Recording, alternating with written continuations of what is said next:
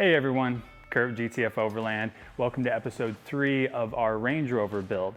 Now last time we had just put this bed platform in, but we told you that we wanted to go into a little bit more detail about the materials that we use to line the vehicle, what it's for, and why it makes a difference inside the rig.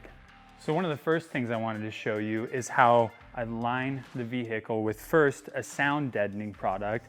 Now this is made by Neuco, and what this is a butyl mat that I stick to the wall, I stick to the wheel wells, and then I press it down so it essentially becomes part of the metal. What this does is because it's weighted, it reduces any sort of road noise. If rocks are kicking up from the ground, it'll mute that noise as well.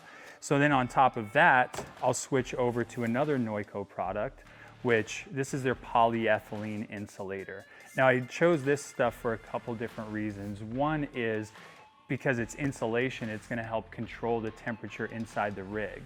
The other reason I really wanted to use this is because I knew I was gonna put carpet over the top of it, and it's gonna give me a little 4mm cushion there that's gonna give it a softer feel.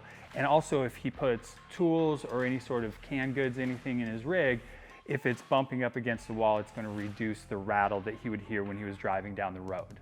The last thing I wanted to show you about the insulation portion was that I put a thicker, denser material directly underneath where Jim is going to sleep, both for sound deadening again, and also to provide a much higher insulation property. I'm gonna give you guys a little bit better view of the inside by moving this sweet ass stick from one side to the other. And some of you might be like, oh, why didn't my Range Rover Classic come with that cool stick? It's because it only came on the 1990 and a half Range Rover Classic. So if yours didn't have one, find it on eBay, I don't know, whatever. So at this point, I wanted to give you an idea of the shape of the interior of the build. Now obviously we've already put in the bed platform with the drawer slides, but I also want to show you that there's going to be cabinets on either side of this bed platform. Now on the driver's side, this cabinet is going to extend up into a taller closet, which doesn't necessarily inhibit his field of vision while he's driving. But on the other side, it's just going to be a lower cabinet that won't block the window, and it'll also let more light into the rig once it's done.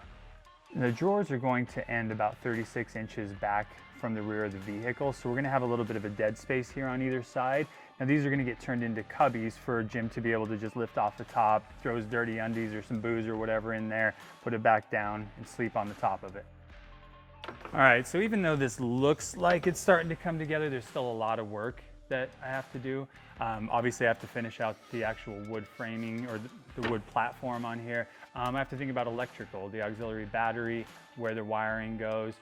Lighting inside the rig will be a fun one as well. So I hope you follow along. Check us out next week for episode 4. And of course, follow us on Facebook and online at GTFOverland.com.